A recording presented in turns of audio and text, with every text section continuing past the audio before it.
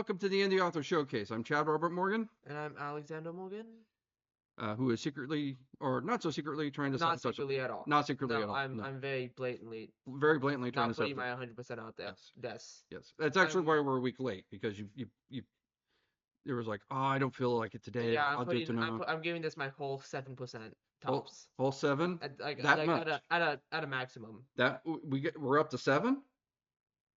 No, you're right. That's highballing it. Maybe like a solid 3. 3% tops. Oh Lord. No, what? No, 1%. 1%'s about right. Today's podcast brought to you by percentages. The thing my son knows nothing about. Percentages. I know a lot about percentages. You doubt my percentage knowledge. You doubt my knowledge in percentages because you know nothing about percentages, and that's okay. I understand you are misinformed, ignorant to the art of percentages. I get that. It's hard. I understand. 8th grade math is very difficult. I also agree. Yes. Even though you're a junior, you can. Yeah. Well, you're also a college graduate. Yes. So yeah, I feel like one of us being worse at percentages. I never said I'm bad at percentages, by the way. I said that this guy is. Full blown college graduate job. Kind of embarrassing he doesn't know percentages. So what's 72% plus 6%? 72 plus 6 is 78. That's just addition. I didn't know if you do that. Sometimes I worry about this guy, you know. I worry about you constantly. It gets what's 7? I worry about you constantly, especially since now you're driving. What's 7 times? Hey, no, it gets worse. Stay off the sidewalks. No, now you got a license. It gets worse. You have an actual license now. Mom said I have full permission to work towards a motorcycle license. That's what Mom said. Well, okay, no, her and I need to have a conversation about that. I'm Filipino. I don't care. Oh my God, you deny? He's racist. He's a racist. I mean, you realize you got a cousin that got himself in the hospital because of one of those damn things, right? Yeah, we're Filipino. Yeah. Yeah, it happens. Him and his girlfriend because he was driving drunk. Yeah, well, just don't drive drunk. Easy solution. You're denying me my birthright, father. It's the way drivers treat motorcycles here in California. I've known many motorcycle drivers, and each one of them has a horror story about. Yeah. No. It's like fun. See, well, no, being put in traction is not fun. So, and the unofficial mascot of the podcast. Yeah, look at him. This is our advertisement for why we have a Patreon. So support us on the Patreon, patreon.podbean.com/indieauthorshowcase, so we can have a dog-free studio. He's a lot of lighthearted fun to the function. As he's biting your leg. No, he's actually biting my hand and then my leg. He's alternating. There's a ow, yowzers, ow, ow. So this actually is a good segue because we were talking about this. Dogs? It was sort of, yeah, indirectly. Ow. One of the things we're talking about is how we're trying to build up this podcast, and we're trying to build up an audience. And it is, first of all, it's difficult to get attention to a podcast, especially when we are dealing with a subject that is not overly popular. It's not like we're doing a podcast about, politics or Taylor Swift or something like that. It could be. Well, we'd probably get more viewers if we did. Yeah. But the purpose of the but one of the things we're talking about is we're trying very hard to do the best podcast we have with our limited abilities and our limited budget. Hence the Patreon again, and if you don't, the dog. And again, if you can also support us by going to Shop Spectral Inc. and buying any of our Indie Author Showcase merch. Any of that would help make this podcast a more professional looking podcast. We can put money into equipment, maybe getting a room where we do not have a dog that wants to play every time we start hitting record. But the point of that whole conversation is, um, I guess the easiest way to frame it is return on investment, right? Because um, just with the podcast, when I do my books, I try to make the best product that I can. Now, again, as an indie author, I do not have access to a publisher. I do not have access to a team of editors and everything like that, like a professional uh, writer would have, right? So this brings us to the topic of editing for indie authors. Right? Denim, you're just going to join us, right, at the podcast? It's like part of a side gag, you know what I mean? You're like get the camera down so blabbling on about like actual stuff, and then well, no, now you did that. The dog strip just kind of left. He's camera shy. Yeah, I get that. Come here, little boy. Ow, he's getting nippy, man. So the reason I bring this up is I'm starting to read this new book. I'm about maybe halfway through it, and seriously, this is why we need a Patreon, because we need a dog-free studio. He's like, it's like part of the fun though, you know. Oh, there you go. Let's shift that back up. Ow. He needs a treat or something. He's a menace. He needs a treat or something. Bro, he's at. So we're bribing the dog with treats to leave us alone. So hopefully it works. I'm sure it will work for as long as it takes him to eat the treat. So maybe at 5 minutes at an interval. Yeah, but when he's done, that's gonna be a real fun time. So anyway, this summarizes the problem we have as indie authors, because we're kind of indie podcasters right now, and we're having the same problem with our podcast as a lot of authors have with their books. And that is trying to get quality on a budget. I love budgeting. I hate spending my money. So the reason I brought this up is, and as I was trying to say before we were so rudely interrupted by the puppy. So rudely interrupted.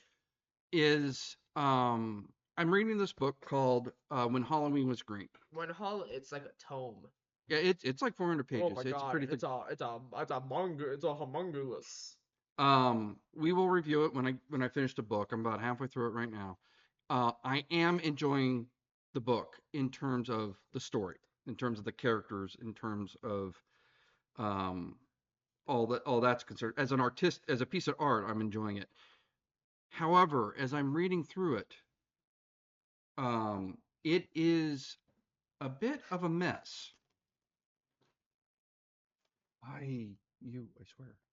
Speaking of being a mess, the book is actually a little bit of a mess. How much of a mess?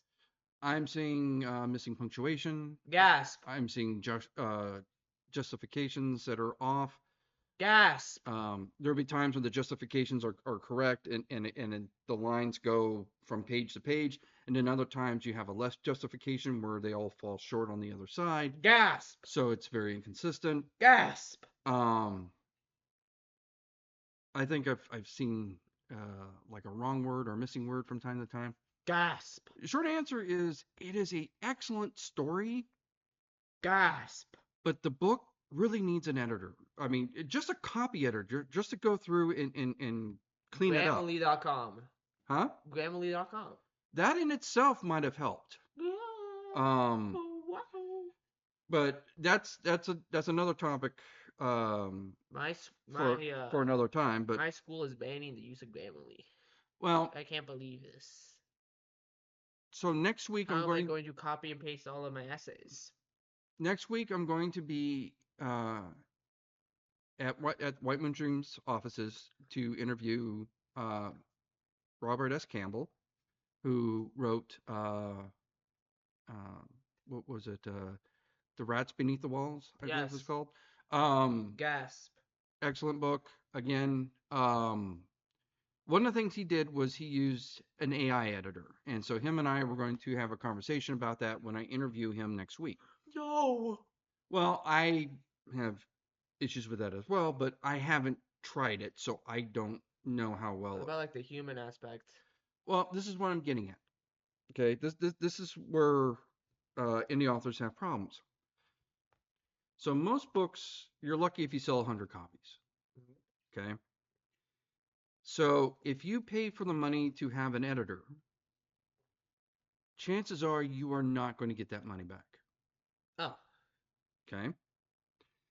However, if you don't get an editor and you publish a book and you have missing punctuation and you have misspellings and everything like that, you have a subpar product, and the chances of you making money off of that are even less, right? So it's a catch 22. If you pay for an editor, you're probably not going to get the money back. But if you don't pay for an editor, your book's probably going to sell even worse than as badly as it was going to sell in the first place, right? I mean, it's really really hard for an indie author to build up an audience. It's even harder if the book has so many blatant errors in it. But if you pay to fix those errors or to make sure that those errors aren't there at print, you're probably going to be at a loss, at an even bigger loss when you do that. So you're kind of screwed either way. Um, easy solution. Don't make typos. well, but I mean, everybody is makes. Spell correctly. We're all human. Spell laceration. Oh, don't ask me to spell. Can you not actually know how to spell laceration? I'd have to think I about. said it as a joke to piss my friend I'm off. actually the world's worst speller. L I swear A to God. C E R A T I O N. Laceration. Yes. I am the world's worst speller. If I didn't have spell check, I would totally die as an author. I don't know how I would do it. Dude. I am the world's worst speller. Spelling isn't hard. It kind of is, man. Have you ever not seen like Gallagher's spiel on that? It is hilarious. Yeah. The English language is the hardest language in the world because it is such a mutt of a language that Okay. there are a Spell. million I'm exceptions. looking around. Spell disposable. Oh, don't ask me to spell. Disposable is so easy. I can see it. It is one of the easiest words I've ever seen ever to spell, bro. Point is, I Easy. rely heavily on Spell it. things like. Just try. Just try. Oh, God, don't make me do It's this. disposable. I could give a pen and paper to a lobotomized infant. Yes, and that lobotomized infant could probably spell better than I can. Yeah, that's kind of I do rely. L O. Wait, lobotomized. L O B O. I'm making a point. Lobot. Lobot. I. No, I spelled that part right. I don't spell lobotomy. Lobotomy. I don't know how to spell lobotomized because that's like a weird word. But like the spellings are hard, man. I rely heavily on spell checkers. Shredder. And Shredder. Boom. It's not hard. One. again, as I was Open a saying, dictionary every once in a while. I rely heavily on spell checkers, which in and of itself is imperfect because spell checkers tend to get confused on homonyms. Ooh, can never be me. Like I'm a homonym guy. like for example, in my latest book, so what just my workflow is first I write it out, and I don't really care about spelling or grammar or anything in my first pass. I'm just putting paint on the canvas, right? I'm just trying to get it out there. I don't. Just I'm more worried about. slap the devil out of it. I'm worried about characters. I'm worried about Bombers. plotting. I'm worried about world building. I'm not worried about the mechanics of it. The mechanics. My second pass. The second pass. You really need to quit doing that. It's kind of funny. It's really annoying. I find it fun. Because you can find it fun to annoy me as well. Yes. Yes. No. Exactly. Yeah. It's a great time. Exactly. Yeah. It's like one of my top 2 favorite hobbies. Yes. My second pass is I run it through graphic. I'm gonna throw something at you. Is I run it through Grammarly, right? And that's sort of my second pass. No, you said it again. You're lucky I didn't do that time. Uh-huh. And that Grammarly tends to do a pretty good job in catching homonyms. catching the obvious grammars, mistakes, and stuff like that. Once I get my third pass is when I hand it off to an editor. My EDIT. well, That's my editor. first book I thought Editor is an ER.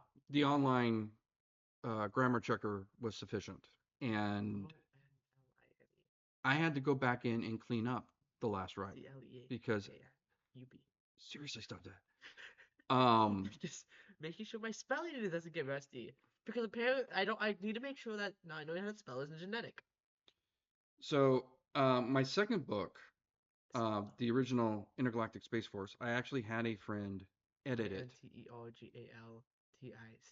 Really need to stop that. I'm just making sure my spelling doesn't get rusty because apparently you didn't.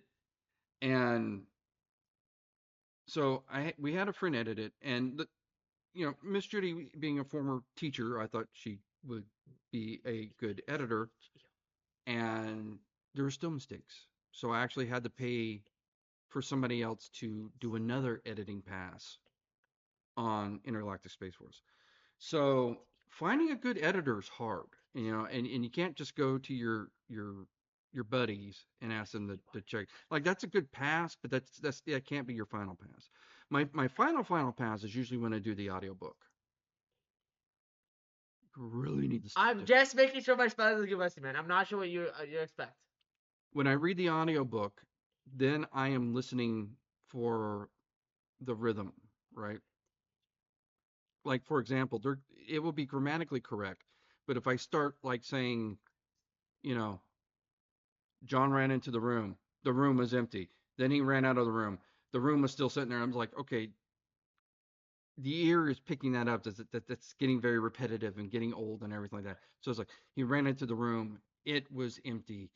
The space was, that kind of thing. And I start massaging it because then when you read it out loud, you can um, hear it more in terms of a poem, right? In terms of the flow of the words and the rhyming. So that's like my final passer. But um, so finding a good editor is hard. There's two editors right now that I work with. When I did the Baby Eater, um, the Baby Eater was edited by a guy by the name of Liam Ford, and he was excellent. And he is expensive as hell. Um, but the Baby Eater has won 4 awards, so that brought the quality level of my product up. Um, there's a second editor that I work with, um, and she's pretty good. She's not as good as Liam, but she is magnitudes cheaper, right?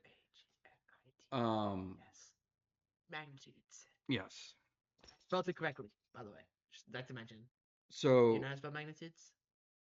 I told you I'm not going to spell off the top of my head. Ooh, MAGNITUDES. Magnitudes. Okay. So point is I found me a very good editor that works for cheap. Um, but the problem is that she doesn't like hardcore horror. So now that I'm finishing up Fear, I'm gonna I have to scrape the money together to ping Liam and see if he's available to edit that one. So, and then when I go back to the next ISF book, I'll go back to Shannon to edit that one just to save money. Um, I shouldn't say it like that. It makes it sound like she's second rate. She's a good editor, but again, Liam is Fred has phenomenally good, right? I mean, it's SHEMONIL. That's not. I don't think that's how you spell phenomenal. I think I spelled that one wrong. Wait, actually, no. Wait. we wait till he's PHENOMINAL. done. Phenomenal. Boom. The mic isn't even picking it up. The mic can pick it up. Trust me, I listen to it when I edit it, and it hears it. PHENOMINAL. Phenomenal. I spelled that right. So that's the dog. Is the one. Can you spell that right? Told you I'm not doing It's not a time. I literally just spelled it out 3 times. I wasn't listening. Okay, so Salted. You don't listen to my beautiful spelling? Did you ever win? Have you ever won a spelling bee? no, I told you I'm horrible at spelling. Ooh, they call me the spelling bee world champ. Yeah, This guy knows. nobody calls you that. No, I call my friends call me that. They know how good I am at spelling. He's They biting. call you Fish Boy. What are you talking about? Well, that's because my whole thing is like fish. I know you're like Troy McClure. Dude, I freaking love fish. I know Troy. Dude, I alone am the fishy one. You ever watch the episode of The Simpsons? Yes. Like, what are you, gay? God, I wish. So, Yeah, you get a little ravenous. so God, I freaking love fish. this will bring us back around to when we interview with Scott about the AI tools he used to edit his books. So Ballin. again, I'm skeptical. I mean, like I said, I keep finding Grammarly making mistakes. Book review time. Okay, can I finish my thought? I don't know. We'll in a little book review time.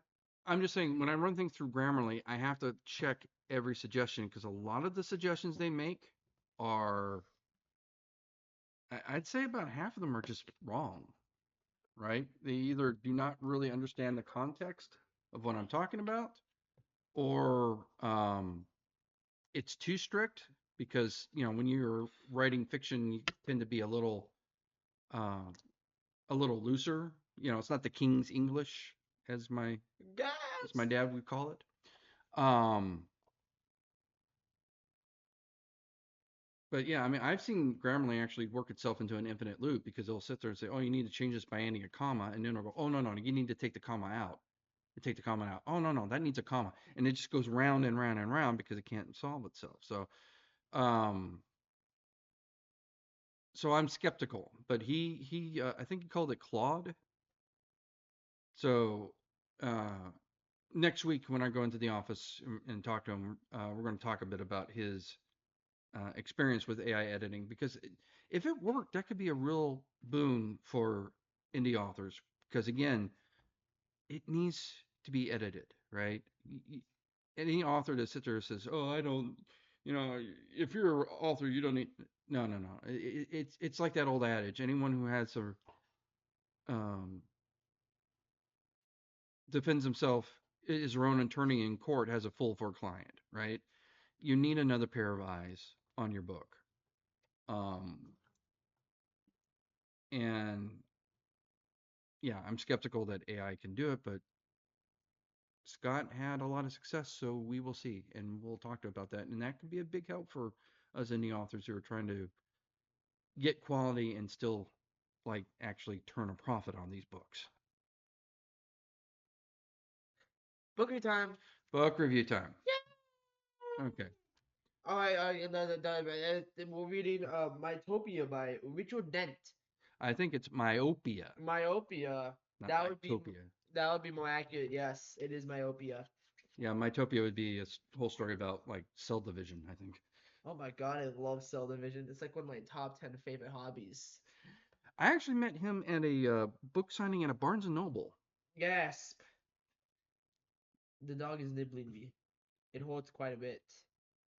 Ow. Anyways, So, and this is Myopia by Richard Dent. don't read the back. Give me a second. The canines get a little ravenous.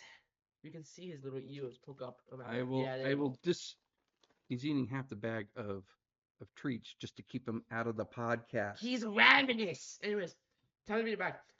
A homeless man is mysteriously abducted. A journal is left on the edge of a subway platform filled with stories about a world that doesn't exist.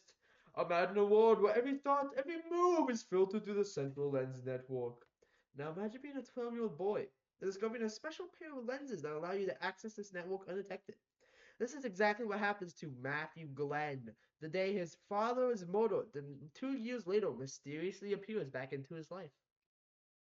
In a style that echoes back to the dark age of comics and graphic novels, but coming into an art form of their own. Myopia merges science fiction with noir steampunk. into a thrilling alternative reality where governments and big businesses use entertainment devices to cover up a new authoritarian landscape. If I sounded nasally, that's because I all of a sudden became nasally. Whoops. Well, your sinuses are acting up because Southern California is on fire. I'm also allergic to dogs. Y- Incredibly allergic to dogs. Yeah, we didn't know that when we got the dog. In fact, this is our second dog, and like we just now figured out you're allergic to dogs. Oh, incredibly. I don't know about Did that. you not know? Did you not see the test? I know what the test said. I just don't really believe it. But They said I was extremely allergic to dogs. They gave me the little prick, and it was like a giant bump, like yeah. this big. It was insane. Well, I think your nasally thing is more the fact that all of Southern California is on fire right now. Um, There's a fire 7 miles away from us right now. that's So like walking distance. anyway, Technically, everything is walking distance if I travel. I went to grab some paint supplies at Hobby Lobby, and I could see the flames on the mountains. Yeah, sounds about right. So yeah, I mean it's very very close to us. Anyways, this comic's good. So starting with the art is phenomenal. Yeah. I did like the world that they were in, the basic story. Oh, the dog is nibbling me. I Thank you. seriously, Denim. Bribe him. Seriously. I will say that the story is dense. There's a lot. Like typically when you read graphic novels, so much of it is conveyed in the art that you can kind of skim through it. You can't skim through this. Like if you don't read every single bit of text, you start getting lost real quick. There is a lot going on in this book. Uh, and it's not that big, right? It's not a large book, but it is um, there's a lot happening in this book. In fact, I never did figure out what the things were that were coming down from orbit. Nope. I have no clue. Like they didn't really explain that, right? It's like the kid put on the green lenses and he looked at it once and he saw his dad with a stopwatch, which is basically kind of the cover. Um, never did figure out what that was about, but um, a lot of this has to do with a theory that the Earth's poles reverse themselves every several millennium. Don't you? Yes. Some people are actually worried that this is going to happen like soon. Yes. Well, the reason they're worried about that is because we are now so technologically dependent that when the poles reverse, it's going to screw up like all of our electronics, cell phones, internet, TV, power stations, all that gone, right? Um, and we would have to start rebuilding all of that from scratch because it's just going to all go tits up. So I would also say that the whole trope of the twins thing was a little bit like cliched. Um, so that's sort of like the big thing in the book is it starts out where this one scientist gets murdered in an alley. And then like a year later, this guy shows up. He claims to be a student. The guy that was murdered was his mentor. And he's a dead ringer for the guy that was killed. Yep. And um, obviously there's some shenanigans going on because I mean, how is it like how the two looking exactly like? Well, spoiler alert, he was his long lost twin, right? They had reconnected as adults, kept it in secret. Um, but they were working together on this project to prevent or repair this flipping of the poles that was going to happen.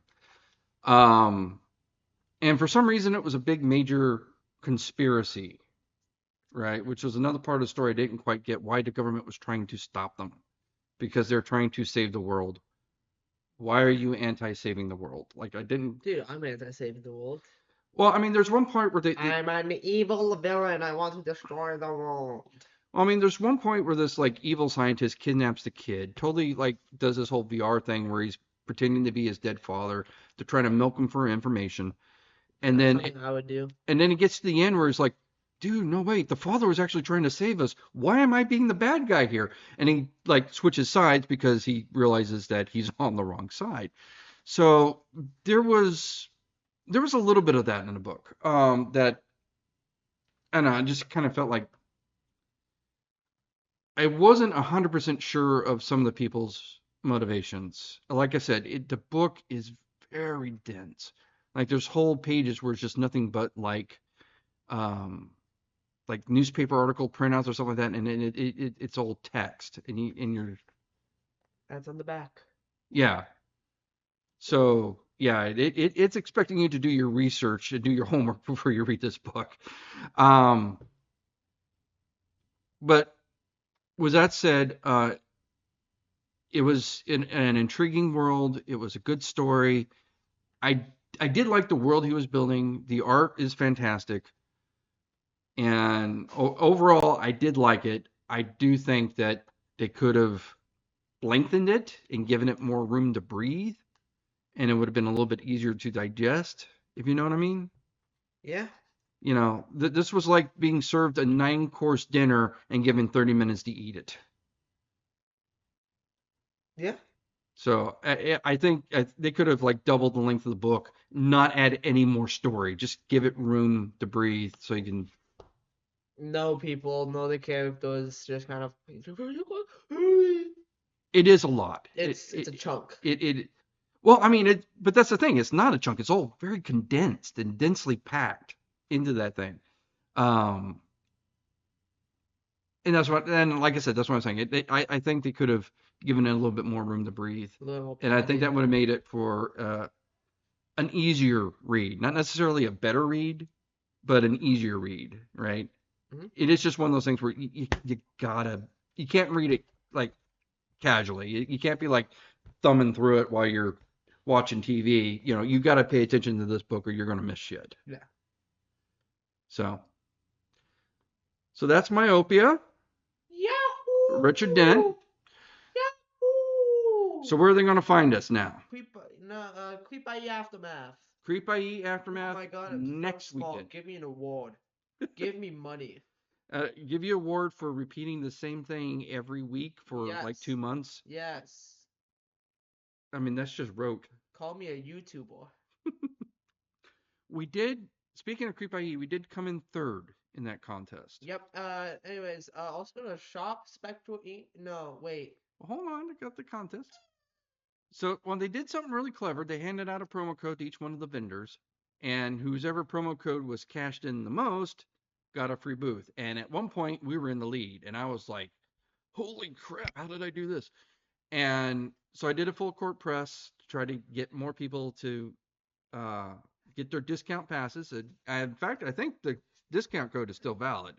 If you use Spectral, you can get 20% off 1 day and 3 day admissions. The dog's nipping me. I'm overreacting. It's really not that bad.